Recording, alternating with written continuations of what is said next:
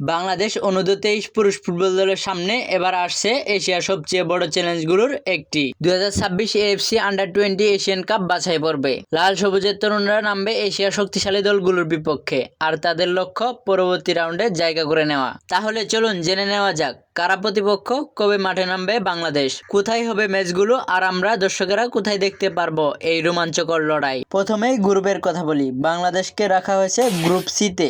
এই গ্রুপে রয়েছে স্বাগতিক ভিয়েতনাম, মধ্যপ্রাচ্যের ইয়েমেন আর দক্ষিণ পূর্ব এশিয়ার সিঙ্গাপুর। ভিয়েতনাম দ্রুতগতি ফুটবল আর নিজেদের মাঠে দর্শকদের সমর্থক নিয়ে সবসময় ভয়ঙ্কর প্রতিপক্ষ।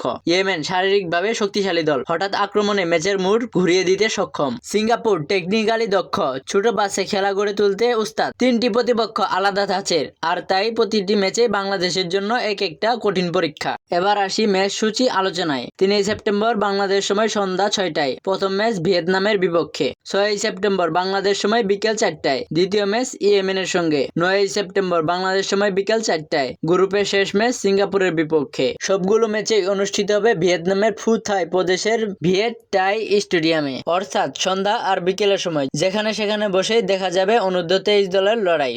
এখন প্রশ্ন হচ্ছে, ম্যাচগুলো দেখা যাবে কোথায় বা কোন ইউটিউব চ্যানেলে? আসলে এখনো আনুষ্ঠানিকভাবে ঘোষণা আসেনি কোন চ্যানেল বা কোন প্ল্যাটফর্ম থেকে বাংলাদেশের ম্যাচগুলো সম্প্রচার হবে। তবে ভিয়েতনামে ফুটবল ম্যাচগুলো সাধারণত ইউটিউব চ্যানেল প্রচার করে নেক্সট স্পোর্টস নামে অফিসিয়াল ইউটিউব চ্যানেল। তাই সম্ভাবনা রয়েছে এবার এখানেই সবগুলো ম্যাচ দেখতে পারবেন। বন্ধুরা মনে রাখবেন, এই বাছাই পর্বে ভালো খেলতে পারলে শুধু এশিয়া কাপে জায়গা নয়, আমাদের তরুণ ফুটবলারদের সামনে খুলে যেতে পারে আরো বড় দরজা। আন্তর্জাতিক পর্যায়ে আত্মবিশ্বাস গড়ে তোলার জন্য এই টুর্নামেন্ট হতে পারে সেরা মঞ্চ। তাহলে প্রস্তুত হন সেপ্টেম্বরে 3টি রোমাঞ্চকর ম্যাচের জন্য। 3 প্রতিপক্ষ, 3টি লড়াই আর 3টি সুযোগ বাংলাদেশের সামনে গর্ব ছড়িয়ে দেওয়ার। দেখা যাক লাল সবুজের তরুণরা এবার কতটুক যেতে পারে। আপনারা কমেন্ট করে জানাতে পারেন কোন ম্যাচে বাংলাদেশের জয়ের সম্ভাবনা সবচেয়ে বেশি মনে হয়। আর লাইক দিয়ে আমাদের চ্যানেলটি সাবস্ক্রাইব করে রাখুন যেন সবসময় ম্যাচ আপডেট সবার আগে পেয়ে যেতে পারেন।